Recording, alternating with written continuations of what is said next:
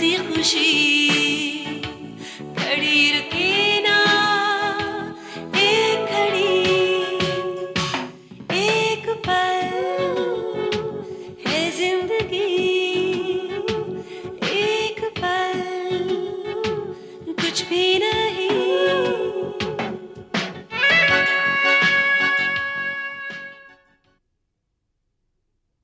तो मुझे एक बात बताओ, तुम्हें हो क्या गया है? वेल, ना ही मुझे नीतू इंटेलिजेंट लगती है, ना ही उसका कोई खास फिगर है। तुम दोनों भाइयों की चॉइस को हुआ क्या? तुम जरूरत से ज्यादा बोल रही हो, समझी तुम? नो, मैं वही बोल रही हूँ जो सच है। तुम दोनों आंखें बंद करके अंधे बने हुए हो।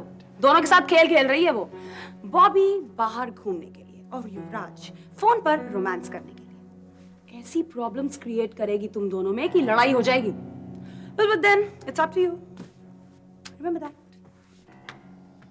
एकनाथ के दर्द से मुझे बहुत डर लग रहा है। वो इस बच्चे के जन्म से लेकर बच्चे के जन्म को लेकर बहुत उतावला था। ऋषभ वो कहीं कुछ करना बैठे। प्लीज ऋषभ उसको संभालो। प्लीज ऋषभ उसको संभालो। कुछ नहीं होगा। शीला को बेअसर करने का कोई तरीका? कोई तरीका नहीं। इस औरत की कोई कमजोरी है? मुझे नहीं लगता कोई कमजोरी है। इसका किरदार कैसा है? काफी पक्का है। मुझे तो आप उसके भक्त नजर आते हैं। सच बात बताऊं, मुझे उनसे थोड़ा सा डर लगता है। ये तुम्हारा दुख है जिसने तुम्हें ये बेबुनियाद नजरिया दिया है। मुझे तुम्हारे इस बात से इनकार है। अगर आपको मेरी इस बात से इनकार है तो प्लीज आप यहाँ से चले जाइए। मैं आपसे विनती करता हूँ। वरना अभी अभी आपकी शादी हुई है, कहीं ऐसा ना हो कि मेरी बातें सुनकर शादी पर से आपका विश्वास उठ जाए। लीव पे जाने से पहले जब इस ऑफिस में मेरा आखिरी दिन था, उस वक्त तक मैं आपकी बहुत इज्जत करती थी। लेकिन अब शर्म आ रही है मुझे आप पर। कितनी ज्यादा तब्दीली। जाहिर है इस तब्दीली की वजह भी काफी गहरी होगी।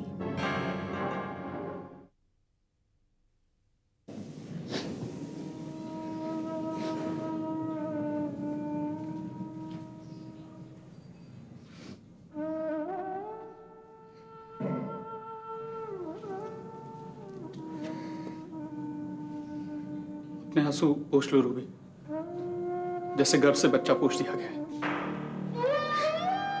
सॉरी एकनाथ। तुम्हारे सॉरी का कफन मेरे लंबी चौड़ी ख्वाहिशों की लाश का नाखून तक नहीं ढक पाएगा। अब मेरे आंसू अपनी आंख पर क्यों लगा रही हो, जबकि मेरे बच्चे को तुम 9 महीने तक भी कोख में नहीं रख सकी? मुझे पता नहीं एकनाथ, ये सब कैसे हो गया। अब पता चलने से फायदा भी क्या है? अब ये कोख तुम्हारी समस्या कभी नहीं बनेगी, कभी कोई रुकावट नहीं होगी। तुम जी भरकर नाचना अपने सगे और गैरों की शादियों में, जैसे तुम मेधा की शादी में नाची थी और अपने एड़ी से कुचल डाला तुमने मेरे मासूम सपने को। मेधा तो तुम्हारी इकलौती बहन है ना? हाँ, तुम्हें तो नाचना ही था। भले ही अपने इकलौते बच्चे को तुम्हारी कोख में अपनी हर थाप के साथ बिजली का करंट लगता रहा, तुम अब अपनी बहन की शादी की खुशी मना रही हो। मुझे अपने बच्चे का, अपनी औलाद का मातम मना लेने दो। क्यों ऐसी बातें करके मुझे और दुख हो जा रहे एकनाथ। वो बच्चा मेरा भी तो था। तुम्हारे चेहरे पर ममता का एक अंश भी नहीं दिख रहा है। तुम्हारी साजिश कामयाब हो गई। मैं तुम्हें रोकता रहा गर्भपात कराने से, लेकिन तुमने दूसरे तरीके से अपनी मनमानी कर ली। कैसी बेहुदा बातें कर रहे हो एकनाथ? क्या मैंने जानबूझकर अपना बच्चा गिराया? तुमने बच्चा गिराया नहीं है, बच्चे की जान ली है। कैसी घटिया बातें कर रहे हो एकनाथ? कितनी गलती इल्जाम लगा रहे हो मुझ पर। तो Eknath please, Ruby ji please, please Ruby ji, ऐसी हालत में आपको शांत रहना चाहिए। ऐसी हालत में जो उनको शांति मिली है उसकी कोई सीमा नहीं है। अब तो शायद आप लोगों को पार्टी भी देंगी ना? चुप हो जाओ एकनाथ, चुप हो जाओ। तुमने मेरे बच्चे की जान ली है और तुम मुझसे कह रही चुप हो जाओ? मैं चिल्ला चिल्ला के बताऊंगी तुमने तुम्हें मार डाला, तुम्हें मार डाला मेरे बच्चे को।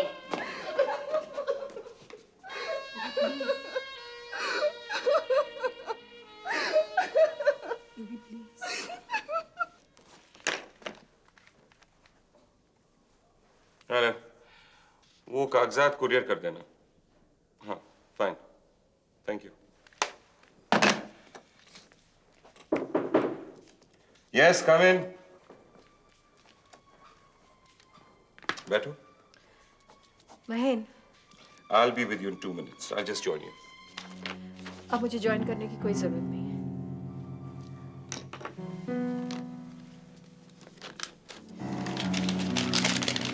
What is this? Resignation letter? Why? Please Mahen, अगर मैं रुक पाती तो जरूर रुक जाती। I am sorry. ठहरो मैत्री। ये रेजिग्नेशन का मतलब क्या है? तुम्हारी आंखों में आंसू हैं, तुम रो रही हो। ये दफ्तर है। ऐसा तो हो नहीं सकता कि तुम्हारा जब दिल चाहे तुम नौकरी ज्वाइन करो और दिल चाहे नौकरी रिजाइन कर दो। क्या बात है? मैडम आप अपना सामान कैबिन में भूल गई थी। Thank you mister Dalal, thank you very much. आज जो भी आपके साथ हुआ उसके लिए मैं माफी चाहता हूँ। आखिर इस दफ्तर में क्या हो रहा है मुझे भी कोई बताएगा? मैडम रिजाइन कर रही है। ये मैं जानता हूं, लेकिन क्यों? Why? What is the reason? Please mister Dalal, आप इन्हें कुछ नहीं बताएंगे। बताना तुम्हें पड़ेगा। I order you. Sheela ji ने जब आज ऑफिस ज्वाइन किया तो मैडम उनके ऑफिस में बैठ के काम कर रही थी। शीला जी ने मैडम को डांट के ऑफिस से बाहर निकाल दिया और मुझे उल्टा सीधा कहा। शीला ऐसे कैसे कर सकती है? आपने शीला को नहीं बताया मैंने इन्हें कहां बैठने के लिए कहा है? मैंने कहा तो उन्होंने जवाब दिया कि आप बदतमीजियों का फेस्टिवल मना रहे हैं। This is ridiculous. Please please महन, शीला को कुछ मत कहना। देखो मैत्री, मुझे किसी को क्या कहना है तुम्हें बताने की कोई जरूरत नहीं। मैं यहां कंपनी चलाता हूं। I am the chairman of this company and for your kind information, आप ये नौकरी रिजाइन नहीं करेंगी। इस कंपनी में मैं कहता हूं और लोग सुनते हैं। Here is your resignation letter. आप वापस ज्वाइन कीजिए and I shall see to it तुम्हारे साथ ये हादसा दोबारा कभी नहीं होगा।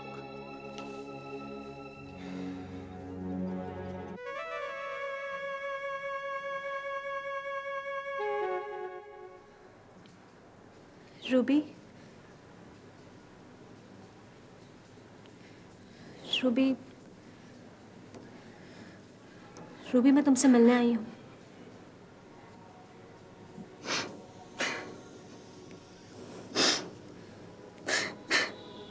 अब मिलके क्या करोगी?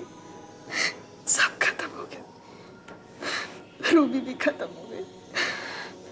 नहीं रूबी, ऐसे बातें नहीं करते। Ruby, be a brave girl. तुम्हें इस हादसे से बाहर निकलना है। इस हादसे से बाहर निकल के किसके पास जाऊंगी? रूबी, जिंदगी पर लगाम डालकर उसे दोबारा काबू में लो। इससे कैसे जिया जाएगा रूबी? और फिर कई ऐसी औरतें हैं जिनका मिसकैरेज होता है, वो जीना तो नहीं छोड़ देती। लेकिन उनकी कोख हमेशा के लिए उछड़ नहीं जाती ना। क्या? अरे तो डॉक्टर का कहना है कि मैं अभी कभी मां नहीं बन सकती।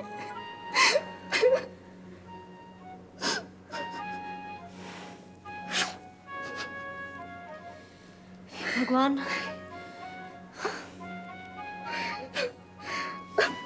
भगवान से भी क्या कहूँ? कुछ बचा होता तो उसके लिए दुआ ही मांगती, लेकिन अब कुछ नहीं बचा, सब खत्म हो गया। रूबी, तुम्हारे पास एक नाथ तो है ना? अब तुम दोनों को एक दूसरे को संभालना है। हाँ रूबी, एक दूसरे से प्यार बढ़ाकर जिंदगी में जो कमी आई है उसे पूरी करना है। यानी तुमने इस कमरे में गूंजते एक नाथ के उस इल्जाम को नहीं सुना जो मेरे दिल को अभी भी छलनी कर रहा है, जो मेरे सांसों को लहूलुहान कर रहे हैं। तुम किन इल्जामों की बात कर रही हो? ऋतु, ऋतु, एकनाथ का कहना है, कहना नहीं, मानना है कि मैंने जानबूझकर अपने बच्चे को गिराया। क्या?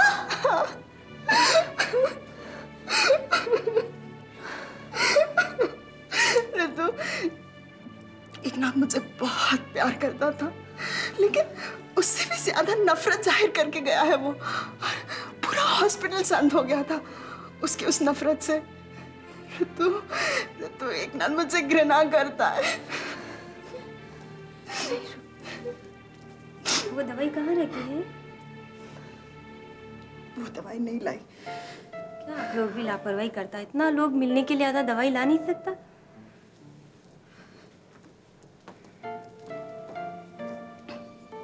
क्यों नहीं मंगवाई वो दवाई रूबी? किससे मंगवाऊं? ऋषभ और दीदी आए थे, ये सोचकर चले गए कि एक नाता होगा ना मेरा ख्याल रखने के लिए। लेकिन मुझे पता है एक नाथ नहीं आएगा। लेकिन मैं तो हूं ना। ला वो प्रिस्क्रिप्शन मुझे दो, मैं लेकर आती हूँ। दो मुझे ये। अभी लाएंगे, ख्याल रखना।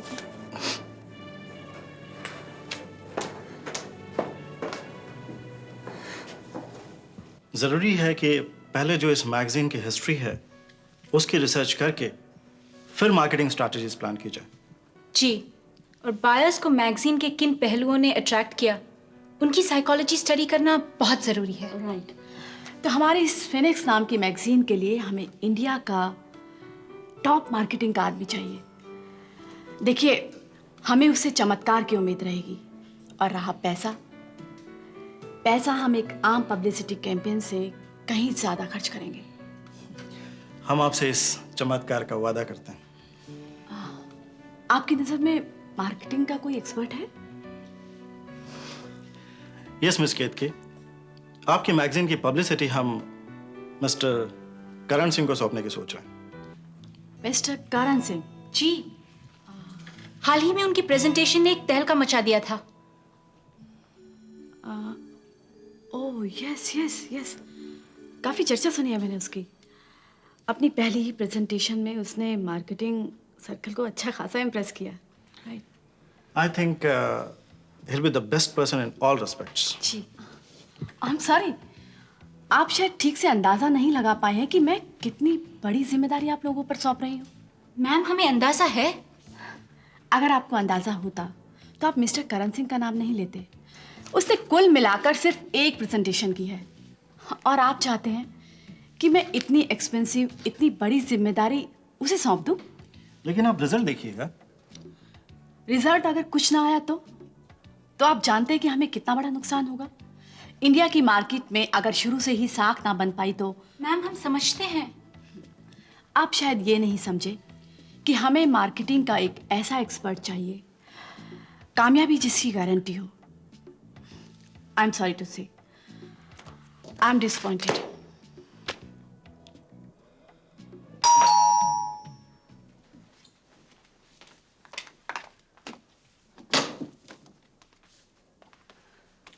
ठहरिए। Madam vice chairperson of Malhotra industry, क्या मैं आपसे बात कर सकता हूं? क्या एक चेयरमैन की हैसियत से? जी नहीं, आपको आपकी हैसियत याद दिलाने के लिए। बातें तो तुम ऑफिशियल लैंग्वेज में कर रहे हो। लगता है आज पूरा ऑफिस घर पे उठा कर ले आए। ये तमाशा मैं दफ्तर में नहीं करना चाहता। लेकिन तुम्हें करना चाहिए था महन। एक चेयरमैन और वाइस चेयरमैन के बीच तमाशा अगर ऑफिस में हुआ होता तो ये कंपनी के लिए ज्यादा अच्छा होता। कम से कम मैत्रेय जैसे स्टाफ मेंबर्स ऑफिस का डिसिप्लिन तो समझ पाते। तुम खुद मेरे लिए मुश्किलें खड़ी करती जा रही हो। I just don't understand. घर के नौकरों तक तुम्हारा सलूक बहुत अच्छा होता है, फिर आखिर दफ्तर में जाकर क्या हो जाता है? What happens to you? एक मिनट, पहले तो आप ये तय कर लीजिए कि आप एक चेयरमैन की हैसियत से बात कर रहे हैं या आप मेरे पति की। मतलब एक ही है। मतलब एक नहीं है मैं, और ना ही एक होना चाहिए। देखो, अगर तुम मुझसे सुलझे हुए जवाब चाहते हो ना, तो दो जबान में बातें करके बातों को उलझाओ मत। Fair enough. सीधी तरह पूछता हूं, तुमने दफ्तर में जो हरकत की, मुझे उस पर बहुत अफसोस है। क्या आप शर्मिंदा हैं? हाँ, मैं शर्मिंदा हूं। शर्मिंदा हूं ऑफिस का माहौल देखकर, शर्मिंदा हूं स्टाफ मेंबर्स की बदतमीजी देखकर, और शर्मिंदा हूं चेयरमैन की लापरवाही देखकर। Shut up Sheela. Please office की भाषा में बात कीजिएगा मिस्टर चेयरमैन। ऑफिस की भाषा में बात की वाइस चेयरपर्सन, तो मैं आपको नौकरी से निकाल सकता हूं। लगता है कोई नई वाइस चेयरपर्सन नजर में आ गई आपके। मेरी नजर में कोई नहीं। हाँ, ये बात जरूर मेरे कान में पड़ी है कि आपने कहा है कि चेयरमैन साहब अपने दफ्तर में बदतमीजियों का फेस्टिवल मना रहे हैं। Did you say this? कहा तुमने ऐसा? हाँ, कहा है, क्योंकि तुमने हरकत ही ऐसी की है। जब मैं ऑफिस पहुंची तो वहां का माहौल ये था कि एक असिस्टेंट ट्रेनी वाइस चेयरमैन की कुर्सी पे आराम से बैठी हुई थी, और हमारा कंपनी सेक्रेटरी, जिसका ओहदा चेयरमैन और वाइस चेयरमैन के बाद होता है, वो खड़े थे और वो आराम से मैडम विराजमान थी कुर्सी पे। माना कि उन्होंने गलतियां की, लेकिन तुमने भी कुछ कम नहीं किया।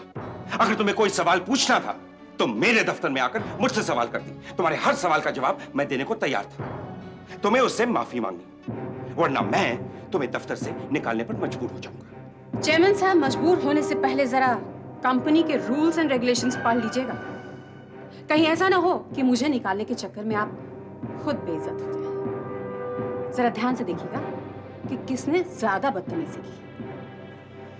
और एक बात चेयरमैन साहब, ऑफिस में आपकी जरा सी भी लापरवाही या रत्ती भर भी गैर जिम्मेदारी आपकी वाइस चेयरपर्सन बर्दाश्त नहीं करेगी।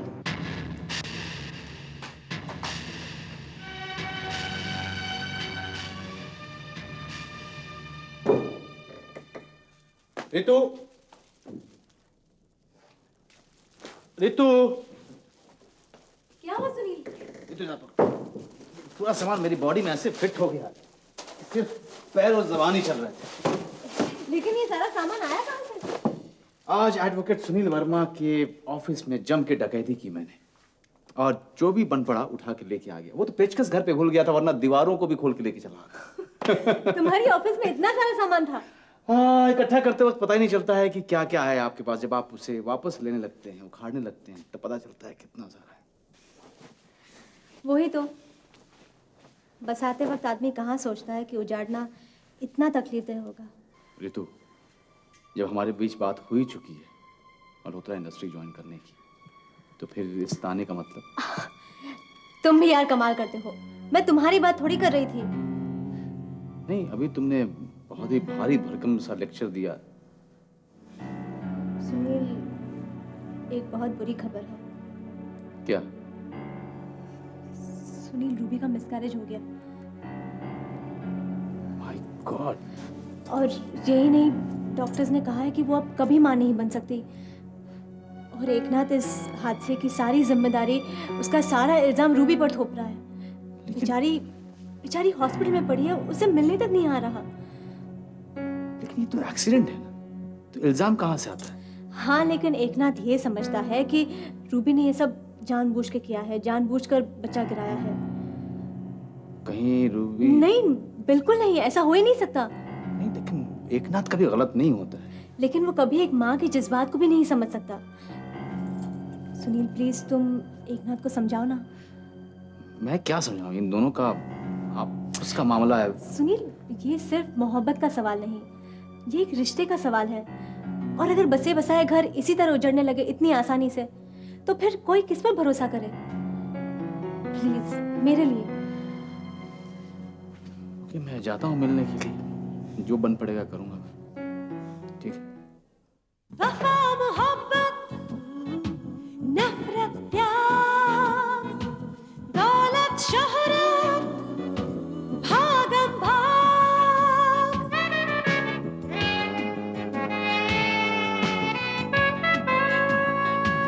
अंधा कुआं, जहरीले नाम, अपना सुर, बेगाना